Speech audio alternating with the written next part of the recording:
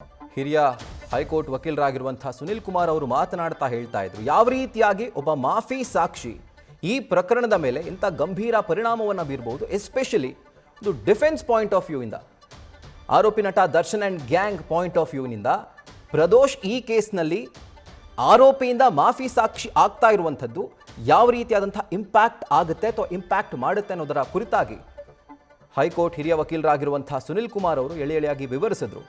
So ಈ ಒಂದು ಪ್ರಕರಣವನ್ನು ಗಮನಿಸಿದಂತಹ ಸಂದರ್ಭದಲ್ಲಿ ಈಗ ಇಷ್ಟು ದಿನಗಳ ಕಾಲ ಈ ಕೇಸ್ನ ಆರೋಪಿಯಾಗಿದ್ದಂಥ ಪ್ರದೋಷ್ ಈಗ ರೇಣುಕಾಸ್ವಾಮಿ ಕೊಲೆ ಪ್ರಕರಣದ ಮಾಫಿ ಸಾಕ್ಷಿಯಾಗಿ ಬದಲಾಗ್ತಾ ಇದ್ದಾರೆ. ಖುದ್ದು 59ನೇ CCH ಕೋರ್ಟ್ ಒಂದು ಆದೇಶವನ್ನು ನೀಡಿದೆ, ಅವರ ಅರ್ಜಿಯನ್ನು ಪುರಸ್ಕರಿಸಿದೆ. ಸೊ ಹೀಗಾಗಿ ಡಿಫೆನ್ಸ್ನ ವಿರುದ್ಧವಾಗಿ ಪ್ರಾಸಿಕ್ಯೂಷನ್ನ ಪರವಾಗಿ ಪ್ರದೋಷ್ ಹೇಳಿಕೆಯನ್ನು ನೀಡಬೇಕಾಗುತ್ತೆ. ಒಂದು ವೇಳೆ ಹೇಳಿಕೆಯನ್ನು ದಾಖಲು ಮಾಡಿಕೊಳ್ಳುವಂತಹ ಸಂದರ್ಭದಲ್ಲಿ ಅಕಸ್ಮಾತ್ ಏನಾದರೂ ಡಿಫೆನ್ಸ್ ಪರವಾಗಿ ಪ್ರದೋಷ್ ಹೇಳಿಕೆಯನ್ನು ಕೊಟ್ಟಂತಹ ಸಂದರ್ಭದಲ್ಲಿ ಆಗ ಮತ್ತೊಮ್ಮೆ ಈ ಒಂದು ಪ್ರಕರಣದ ಮಾಫಿ ಸಾಕ್ಷಿಯಿಂದ ಆರೋಪಿಯನ್ನಾಗಿ ಪರಿವರ್ತಿಸೋಕೆ ಅಲ್ಲಿ ಚಾನ್ಸಸ್ ಇರುತ್ತೆ. ನಿವೃತ್ತ ಹಿರಿಯ ಪೊಲೀಸ್ ಅಧಿಕಾರಿಯಾಗಿರುವಂತಹ SK ಉಮೇಶ್ ಅವರಿದ್ದಾರೆ. ಸರ್ ನಮಸ್ತೆ. ನಮಸ್ಕಾರ. ನಮಸ್ತೆ ಸರ್. ಸರ್, ಈ ಒಂದು ಕೇಸ್ನ ತುಂಬಾ ಹತ್ತಿರದಿಂದ ಸ್ಟಡಿ ಮಾಡಿರುವಂಥವರಲ್ಲಿ ನೀವು ಕೂಡ ಪ್ರಮುಖರು. ಆ್ಯಂಡ್ ಪ್ರತಿಯೊಂದು ಡೆವಲಪ್ಮೆಂಟ್ ಅನ್ನು ನೀವು ಗಮನಿಸ್ತಾ ಇದ್ರಿ ಆ್ಯಂಡ್ ನೀವು ಅದ್ರ ಬಗ್ಗೆ ಎಕ್ಸ್ಪ್ಲನೇಷನ್ ಅನ್ನು ಕೊಡ್ತಾ ಇದ್ರಿ. ಸೊ ಈಗ ಈ ನಡೆದಿರುವಂಥ ಡೆವಲಪ್ಮೆಂಟ್ ಬಗ್ಗೆ ಕೋರ್ಟ್ನಲ್ಲಿ ಮಾಫಿ ಸಾಕ್ಷಿ ಅರ್ಜಿಗೆ ಸಂಬಂಧಪಟ್ಟಂತೆ ಏನು ಹೇಳೋದಕ್ಕೆ ಇಷ್ಟಪಡ್ತೀರಾ ಸರ್? ಹೌದು, ಇದೊಂದು ಒಂದೊಂದು ಪ್ರಕರಣಗಳು ಎಲ್ಲ ಪ್ರಕರಣಗಳಲ್ಲೂ ಆಗಲ್ಲ. ಸುಮಾರು ಯಾವುದೋ ಅಪರೂಪ ಪ್ರಕರಣಗಳಲ್ಲಿ ಈ ತರ ಅಪ್ರೂವರ್ ಮಾಡಿಸ್ತಕ್ಕಂಥದ್ದು ಸರ್ವೇ ಸಾಮಾನ್ಯ ಸಂಗತಿ. ಅದರಲ್ಲಿ ಯಾವುದಕ್ಕೆ ಮಾಡಿಸ್ಬೇಕು ಅಂತ ಅನ್ನುವಂಥದ್ದಕ್ಕೂ ಸಹ ಇವರು ತೀರ್ಮಾನ ತಗೊಳ್ಳೋದು ಕೈಗೋಗಳು ಮಾಡ್ತಾರೆ ಕೆಲವಷ್ಟು ಟೈಮೇ ಚಾರ್ಜ್ ಶೀಟ್ ಹಾಕಿದ್ಮೇಲೆ.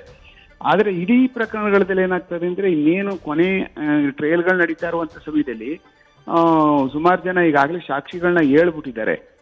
ಈ ಸಾಕ್ಷಿಗಳು ಪ್ರಾರಂಭ ಆಗೋಕ್ ಮೊದಲೇ ಆಗಿದ್ರೆ ಒಂಥರ ಇರ್ತಿತ್ತೇನೋ, ಈಗಾಗಲೇ ಸಾಕ್ಷಿಗಳು ಹೇಳಕ್ ಪ್ರಾರಂಭ ಆಗಿರೋದ್ರಿಂದ ಸಾಕ್ಷಿಗಳು ಹೇಳುವ ಪ್ರಾರಂಭ ಆದ್ಮೇಲೆ ಏನಪ್ಪಾ ಸಾಕ್ಷಿಗಳೆಲ್ಲ ನಮ್ಮ ವಿರುದ್ಧವಾಗಿ ಹೇಳ್ತಾ ಇದ್ದಾರೆ, ಎಲ್ಲ ಏನಾದ್ರು ಸಜಾ ಆಗ್ಬಿಡ್ತದೆ, ಆ ಕಾರಣಕ್ಕೋಸ್ಕರ ನಾಳೆ ದಿವಸ ನಾನು ತೊಂದರೆ ಆಗ್ಬಿಟ್ರೆ ಹಾಗೆ ನಾನು ಮಾಫಿ ಆಗ್ಬಿಡೋಣ ಅಂತ ಅನ್ನುವಂತ ಒಂದು ಇದಕ್ಕೆ ಮನಸ್ಥಿತಿಗೆ ಯಾರೇ ಒಬ್ಬ ಮನುಷ್ಯ ಬಂದ್ಬಿಡ್ತಾನೆ. ಆ ಕಾರಣಕ್ಕೆ ಇದು ಮುಂದಿನ ಕೋರ್ಟ್ಗಳಲ್ಲಿ ಯಾವ ತರ ಸ್ವೀಕಾರ ಮಾಡ್ತಾರೆ ಅಪಿಲೇಟ್ ಕೋರ್ಟ್ಗಳಲ್ಲಿ ಅಂತ ಅನ್ನುವಂಥದ್ದು ಇಂಪಾರ್ಟೆಂಟು.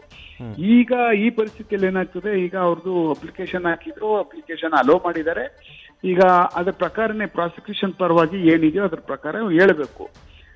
ಏನು ಪ್ರಾಸಿಕ್ಯೂಷನ್ ನಲ್ಲಿ ಅವರ ಡಾಕ್ಯುಮೆಂಟೇಶನ್ ಯಾವ ತರ ಮತ್ತೆ ಅವ್ರ ಸ್ಟೇಟ್ಮೆಂಟ್ ಗಳಾಗಿದೆಯೋ ಅದ್ರ ಪ್ರಕಾರ ಹೇಳ್ಕೊಂಡು ಹೋಗ್ತಾರೆ. ಅದ್ರ ಪ್ರಕಾರ ಕೋರ್ಟ್ ಅಲ್ಲಿ ರೆಕಾರ್ಡ್ ಮಾಡ್ಕೊಂಡು ಹೋಗ್ತಾರೆ. ಮಾಡ್ಕೊಂಡು ಆದ್ಮೇಲೆ ಅದು ಅಕಸ್ಮಾತ್ ಏನಾದ್ರೂ ಒಳಗಡೆ ಹೋದಾಗ ಈಗ ಪೊಲೀಸರುಗಳು ಮಾಡಿರುವಂತದ್ದು ಮತ್ತೆ ಈಗ ಅವರು ಅಲ್ಲಿ ನಡೆದಿರ್ತಕ್ಕಂಥ ಘಟನೆ ಹೀಗೆ ನಡೀತು ಅಂತ ಅನ್ನುವಂಥದ್ನ ಹೀಗೆ ಹೇಳ್ಬೇಕು ಅಂತೇನಿಲ್ಲ. ಆಮೇಲೆ ಅವ್ನಿಗೇನು ಒಂದು ಶಿಕ್ಷೆ ಪ್ರಮಾಣ ಏನೋ ಆಗುವಂತದ್ದು ಏನಲ್ಲ. ನ್ಯಾಯಾಲಯ ಒಪ್ಪೋದು ಇಲ್ಲಾಂದ್ರೆ ಒಪ್ಪದೇ ಇರ್ಬೋದು. ಎರಡರಲ್ಲಿ ಒಂದು ಮಾಫಿ ಸಾಕ್ಷಿ ಕರೆಕ್ಟ್ ಆಗಿ ಅಪ್ರೂವರ್ ಆದ್ರೆ ಅವ್ನ ಅಪ್ರೂವರ್ ಮಾಡಿ ಆಚೆ ಕಳಿಸ್ಕೊಡ್ಬೋದು. ಇಲ್ಲ ಅಂದ್ರೆ ಇಲ್ಲ ಅದಾಗಲ್ಲ ಅಂತ ಹೇಳ್ಬಿಟ್ಟು ಅಂತೇಳಿ ಮಾಫಿ ಸಾಕ್ಷಿಗೆ ಸಂಬಂಧಪಟ್ಟಂತದ್ದೇ ಯಾವುದೇ ತರವಾದಂತ ಏನು ಒಪ್ಕೊಳ್ಳದೆ ಇರುವಂತದ್ದು ಇರ್ಬೋದು. ಆ ಕಾರಣಕ್ಕೆ ಇದೊಂದು ಏನು ವಿಶೇಷ ದೊಡ್ಡ ಇದೇನಲ್ಲ. ಈಗ ಅವನೇನ್ ಹೇಳ್ತಾನೋ ಅದ್ರ ಮೇಲೆ ಕೋರ್ಟು ಅದನ್ನ ರೆಕಾರ್ಡ್ ಮಾಡ್ಕೊಂಡು ಹೋಗುತ್ತೆ. ಪ್ರಾಸಿಕ್ಯೂಷನ್ ಪರವಾಗಿ ಪೂರ್ತಿ ಕಂಪ್ಲೀಟ್ ಹೇಳ್ತು, ಸತ್ಯ ಹೇಳಿದ್ದಾನೆ ಅಂತ ಹೇಳಿದಾಗ ನ್ಯಾಯಾಲಯ ಅವನನ್ನ ಅಪ್ರೂವರ್ ಆಗಿ ಇದು ಮಾಡ್ಕೊಂಡು ಅವನನ್ನ ವಿಟ್ನೆಸ್ ಆಗಿ ಕನ್ವರ್ಟ್ ಮಾಡ್ಕೊಂಡು ಹೊರಗಡೆಗೆ ಕಳಿಸೋದಕ್ಕೆ ಆಗ್ತದೆ. ಇದಕ್ಕಿನ್ನೂ ಟೈಮ್ ಬೇಕಾಗುತ್ತೆ. ಜೈಲಲ್ಲಿ ಅವನನ್ನ ಸ್ವಲ್ಪ ಈ ಅಕ್ಯೂಡ್ಗಳು ಏನಿದಾರಲ್ಲ ಅಕ್ಯೂಡ್ಗಳನ್ನ ಬೇರ್ಪಡಿಸಿ ಬೇರೆ ಕಡೆ ಇರಿಸ್ತಕ್ಕಂಥದ್ದು ಇರ್ತದೆ. ಯಾಕೆಂದ್ರೆ ಮುಂದಿನ ಪ್ರಶ್ನೆ ಅದೇ ಇತ್ತು ಸರ್. ಈಗ ಆರೋಪಿಯಿಂದ ಮಾಫಿ ಸಾಕ್ಷಿ ಆಗ್ತಿರುವಂತಹ ಸಂದರ್ಭದಲ್ಲಿ ಜೈಲಲ್ಲಿ ಪ್ರದೋಷ್ನನ್ನ ಯಾವ ರೀತಿಯಾಗಿ ಟ್ರೀಟ್ ಮಾಡಲಾಗುತ್ತೆ ಅಂತಂದ್ರೆ ಆರೋಪಿಗಳ ಜೊತೆನೇ ಇರೋದಕ್ಕೆ ಬಿಡ್ತಾರಾ ಅಥವಾ ಯಾವ ರೀತಿಯಾದಂತಹ ಚೇಂಜಸ್ ಆಗುತ್ತೆ ಅಂತ ಜೈಲಲ್ಲಿ? ಅಲ್ಲ, ಅವನು ಕೇಳ್ಕೊಳ್ತಾನೆ ಜೈಲಲ್ಲಿ, ಈ ತರ ನಾನು ಇವಾಗ ಮಾಫಿ ಸಾಕ್ಷಿ ಹೇಳ್ತಾ ಇರೋದ್ರಿಂದ ಇಲ್ಲಿರ್ತಕ್ಕಂಥ ಆರೋಪಿತರುಗಳು ನನ್ನ ವಿರುದ್ಧ ತಿರುಗಿ ಬೀಳ್ಬೋದು, ಆ ಕಾರಣಕ್ಕೋಸ್ಕರ ನನ್ನನ್ನ ಈ ಬ್ಯಾರಕ್ಕಲ್ಲಿ ಇಡ್ಬೇಡಿ, ಬೇರೆ ಬ್ಯಾರಕ್ ಸಾಮಾನ್ಯ ಬೇರೆ ಬ್ಯಾರಕ್ಗಳಿದಾವಲ್ಲ ಆ ಬ್ಯಾರಕ್ಕಲ್ಲಿ ನನ್ನ ನಿಡಿ ಅಂತ ಹೇಳುವಂಥದ್ದು ಆ ಬ್ಯಾರಕ್ಗಳಿಗೆ ಹೋಗ್ತಕ್ಕಂಥದ್ದು ಇರ್ತದೆ. ಮತ್ತೆ ಅವ್ರಿಗೂ ಭೇಟಿಯಾಗುವಂಥದ್ದು ಸಾಮಾನ್ಯವಾಗಿರಲ್ಲ. ಆ ಕಾರಣಕ್ಕೆ ಅವನು ಬೇರೆ ಬದಲಾವಣೆ ಮಾಡ್ಕೊಡ್ಬೋದು ಇವಾಗ ಬ್ಯಾರಕ್ನ. ಅದು ನಡೆಯುತ್ತೆ. ಅದನ್ನೆಲ್ಲ ಜೈಲಲ್ಲಿ ಇವರು ಏನು ಹೇಳ್ತಾರೋ ಮತ್ತೆ ಇವ್ರು ಅರ್ಜಿ ಕೊಡ್ತಾರೋ ನ್ಯಾಯಾಲಯದಲ್ಲೇ ತಿಳಿಸ್ಬಿಡ್ತಾರೋ ಸಾರಿ ಅವ್ರ ನ್ಯಾಯಕ್ಕೆ ಕೋರ್ಟ್ಗೆನೆ ತಿಳಿಸ್ತಾರೆ, ಈ ತರ ನಾವು ಅಲ್ಲಿ ಬೇರೆ ಬ್ಯಾರಕ್ಕೆ ದಯಮಾಡಿ ನಮ್ಗೆ ಆದೇಶ ಮಾಡಿ ಸರ್, ಅದೇ ಬ್ಯಾರಕ್ಕಲ್ಲಿ ಇಟ್ಟರೆ ನಮ್ಗೆ ತೊಂದರೆ ಆಗ್ಬಿಡ್ತದೆ ಅಂತ. ಈಗಾಗ್ಲೇನೆ ಮಾಫಿ ಸಾಕ್ಷಿ ಅನ್ನುವಂತ ನಾನು ಹಾಕ್ತೀನಿ ಅಂತ ಅನ್ನುವಂತ ಟೈಮಲ್ಲೇ ಇದಾಗೋಗ್ಬಿಟ್ಟಿದೆ ಈಗಾಗ್ಲೇ ಪ್ರಕ್ರಿಯೆ ನನ್ನ ಲೆಕ್ಕದಲ್ಲಿ. ಅವತ್ತೇನೆ ಬದಲಾವಣೆ ಆಗೋಗ್ಬಿಟ್ಟಿರ್ತಾರೆ ಮನುಷ್ಯ. ಯಾಕೆಂದ್ರೆ ಅವತ್ತೇ ಬೇರ್ಪಟ್ಟು ಬೇರೆಗೆ ಹೋಗಿರ್ತಕ್ಕಂಥದ್ದು ಆಗಿರ್ತದೆ. ಅದು ಆ ಕಾರಣಕ್ಕೋಸ್ಕರನೇ ಅಲ್ಲಿ ಇದ್ದುಕೊಂಡು ಹಾಗೆ ಮಾಫಿ ಸಾಕ್ಷಿ ಪೂರ್ಣ ಪ್ರಮಾಣದಲ್ಲಿ ಪ್ರಾಸಿಕ್ಯೂಷನ್ ಪರವಾಗಿ ಹೇಳಿ ಆಚೆ ಬಂದು ಬರುವಂತ ಸಾಧ್ಯತೆಗಳು ಇರುವಂತದ್ದು ಆಗ್ಬೋದು ಅಂತ ಅನ್ನಿಸ್ತದೆ. ಓಕೆ ಸರ್, ಕೊನೆಯದಾಗಿ ಒಂದು ಶಾರ್ಟ್ ಆಗಿ ಒಂದು ಪ್ರಶ್ನೆ ಕೇಳ್ತೀನಿ ಸರ್. ಅಕಸ್ಮಾತ್ 99.9% ಇದು ಸಾಧ್ಯ ಇಲ್ಲ, ಅಕಸ್ಮಾತ್ ಏನಾದರೂ ಡಿಫೆನ್ಸ್ನ ಪರವಾಗಿ ಇವರು ಸ್ಟೇಟ್ಮೆಂಟ್ ಕೊಡುವಂತಹ ಸಂದರ್ಭದಲ್ಲಿ ಹೇಳಿದ್ರೆ ಏನಾಗುತ್ತೆ ಅಂತ? ಏನು ಆಗಲ್ಲ, ಅದನ್ನ ನ್ಯಾಯಾಲಯ ತಗೋಬಹುದು ಇಲ್ಲ ಬಿಡ್ಬೋದು, ಏನಾದ್ರು ತಗೊಳ್ಳಿ. ಈಗ ಅದನ್ನ ಪ್ರಾಸಿಕ್ಯೂಷನ್ ಅವರು ನೆಕ್ಸ್ಟ್ ಪ್ರಾಸಿಕ್ಯೂಷನ್ ಟೈಮ್ ನಲ್ಲಿ ಅವನ ಮೇಲಿರ್ತಕ್ಕಂಥ ಆರೋಪವನ್ನ ಸಾಬೀತುಪಡಿಸ್ಕೊಂಡು ಸಾಕ್ಷಿಗಳನ್ನ ಹೇಳ್ಕೊಂಡು ಇಲ್ಲ ಕನ್ವಿಕ್ಷನ್ ಆಗ್ತದೆ, ಇಲ್ಲ ಅಂತ ಆದ್ರೆ ಬಿಡುಗಡೆ ಆಗ್ತದೆ ಅಷ್ಟೇ. ಬೇರೆ ಇನ್ನೇನು ಆಗಲ್ಲ. ಇವನ ಮೇಲೆ ಇದಾದಂಥದ್ದೇನು ತಪ್ಪು ಮಾಡ್ಬಿಟ್ಟಿದ್ದಾನೆ ಇವನು, ನಾನು ಹೇಳ್ತೀನಿ ಅಂತ ಹೇಳ್ಬಿಟ್ಟು ಅಂತ ತಪ್ಪು ಮಾಡ್ಬಿಟ್ಟ ಅಂತ ನ್ಯಾಯಾಲಯ ತಗೊಳಕ್ ಹೋಗಲ್ಲ. ನ್ಯಾಯಾಲಯ ಯಾಕೆ ಪ್ರಿಜುಡಿಸ್ ಯಾಕೆ ಹೋಗುತ್ತೆ? ಈಗ ಪ್ರಾಸಿಕ್ಯೂಷನ್ ಪರವಾಗಿ ಹೇಳ್ಬೇಕು ಅಂತ ನ್ಯಾಯಾಲಯ ಇನ್ಸಿಸ್ಟ್ ಮಾಡೋದಿಲ್ವಲ್ಲ. ಇಲ್ಲ, ಅದ್ರ ಪರವಾಗಿ ನೀನು ಹೇಳ್ಬೇಕಪ್ಪ, ಅದ್ರ ಪರವಾನೇ ಹೇಳಿದ್ರೆ ಇಲ್ಲ ನೀನು ಜೈಲಿಗೆ ಕಳಿಸ್ಬಿಡ್ತೀನಿ ಅಂತ ಅನ್ನುವಂಥದ್ದು ಕಾನೂನು ಏನಿಲ್ವಲ್ಲ.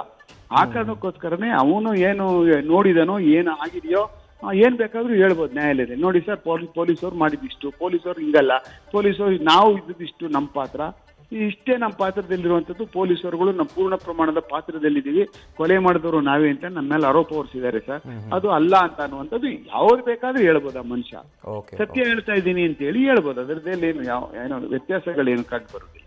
Right sir, thank you so much sir news first ಜೊತೆ ಮಾತಾಡಿದ್ದಕ್ಕೆ. ಹೈಕೋರ್ಟ್ನ ಹಿರಿಯ ವಕೀಲರಾಗಿರುವಂತಹ ಸುನಿಲ್ ಕುಮಾರ್ ಅವರು ಮಾತನಾಡಿದರು. ಹಾಗೆ ನಿವೃತ್ತ ಹಿರಿಯ ಪೊಲೀಸ್ ಅಧಿಕಾರಿ ಆಗಿದ್ದಂತಹ SK ಉಮೇಶ್ ಸರ್ ಕೂಡ ಮಾತನಾಡಿದ್ರು. ಸೊ ಮಾತನಾಡುವಂತಹ ಸಂದರ್ಭದಲ್ಲಿ ಕಾಮನ್ ಆಗಿ ಹೇಳಿದ್ದು ಒಂದೇ, ಒಂದು ಪ್ರಕರಣದಲ್ಲಿ, ಎಸ್ಪೆಷಲಿ ಕೊಲೆ ಪ್ರಕರಣದಲ್ಲಿ ಮಾಫಿ ಸಾಕ್ಷಿಯಾದಂತಹ ಸಂದರ್ಭದಲ್ಲಿ ಆಗ ಡಿಫೆನ್ಸ್ ಪರವಾಗಿ ಸ್ಟ್ರೆಂತ್ ಕಡಿಮೆ ಆಗ್ತಾ ಹೋಗುತ್ತೆ, ಪ್ರಾಸಿಕ್ಯೂಷನ್ಗೆ ಮತ್ತಷ್ಟು ಬಲ ಸಿಕ್ಕಂತೆ ಆಗುತ್ತೆ. ಸೊ ಈ ಕೇಸ್ನಲ್ಲಿ ಪ್ರಾಸಿಕ್ಯೂಷನ್ ಪರವಾಗಿಯೇ ಪ್ರದೋಷ್ ಸ್ಟೇಟ್ಮೆಂಟನ್ನು ನೀಡಬೇಕಾಗುತ್ತೆ. ಆ ಕಾರಣದಿಂದಾನೇ ಈತ ಏನು ಸಲ್ಲಿಕೆ ಮಾಡಿದ್ದ ಮಾಫಿ ಸಾಕ್ಷಿ ಅರ್ಜಿಯನ್ನು ಅದನ್ನು ಒಪ್ಪಿಗೆ ಸೂಚಿಸಿ ಮೆಮೋವನ್ನು SPP ಪ್ರಸನ್ನಕುಮಾರ್ ಕೋರ್ಟ್ಗೆ ಕೊಟ್ಟಿದ್ರು. ವಾದ ಪ್ರತಿವಾದ ಆಯಿತು. ಇವತ್ತು ಕೋರ್ಟ್ ಈ ಮಾಫಿ ಸಾಕ್ಷಿ ಅರ್ಜಿಯನ್ನು ಪುರಸ್ಕರಿಸಿದೆ ಹಾಗೂ ಈ ಪ್ರಕರಣದ ಮಾಫಿ ಸಾಕ್ಷಿಯನ್ನಾಗಿ ಪ್ರದೋಷ್ನನ್ನು ಕೋರ್ಟ್, ಅಂದರೆ ಈ ಮಾಫಿ ಸಾಕ್ಷಿ ಆಗೋದಕ್ಕೆ ಕೋರ್ಟ್ ಅನುವು ಮಾಡಿಕೊಟ್ಟಿದೆ. ನ್ಯೂಸ್ ಫಸ್ಟ್ ನಿರ್ಭೀತಿಯಿಂದ ನಿಮ್ಮ ಪರವಾಗಿ.